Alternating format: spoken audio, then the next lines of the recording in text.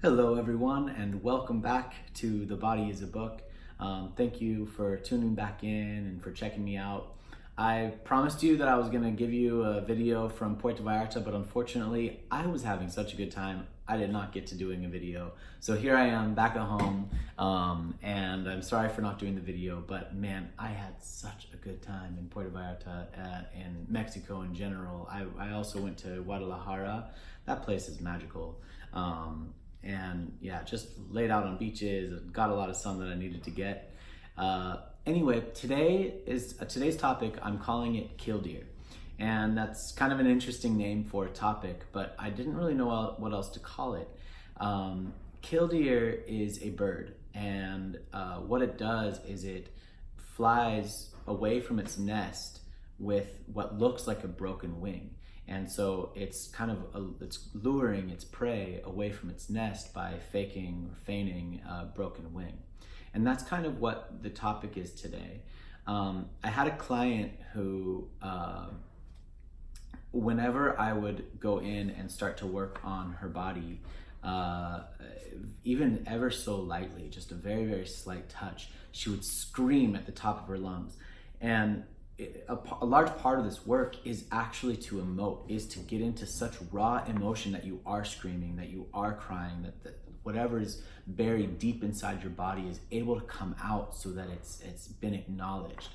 And that's kind of what it was seeming like at first, where I was like, okay, great, here she is, she's like feeling whatever's coming out.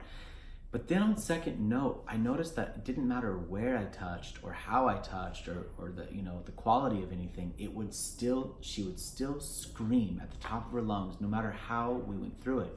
And no matter even like using different words and talking about it, there was no alternate other than the way she was screaming.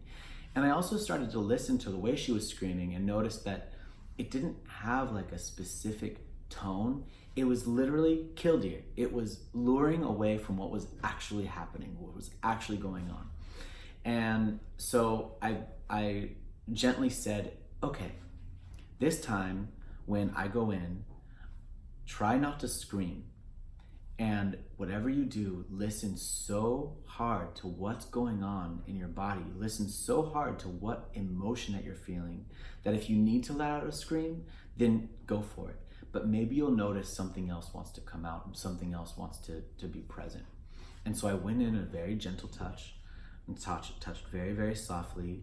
And the first thing, she kind of jumped as if she was about to scream, and she caught herself, and all of a sudden, all this whole other range of emotion started coming through, where she started crying, and then she started laughing, and she went back into crying, and then it turned into sobbing.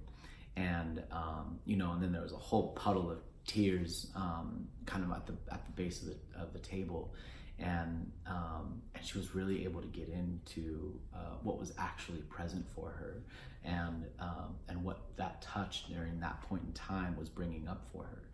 And it was amazing to see that what she was doing, it was kind of luring me away, and really in actuality it was luring herself away from the nest, from what was actually going on. Because sometimes these emotions are so big, the things that are going on in our bodies are so big, that it's so much easier to feign a different reaction, whether we're doing it consciously or not, than to actually go into what's happening. And that's what this is. So as you begin to work with people, as you begin to suss out what's going on with someone, really listen for the authentic nature of what's going on. I think that's where we're going to leave it today. If you have any questions, please feel free to leave comments below. You can email me privately if you want to ask a private question. Otherwise, if you wouldn't mind, please like, subscribe, and share my channel. I really, really appreciate it. I hope you have a wonderful rest of your day. Thank you so much. Goodbye.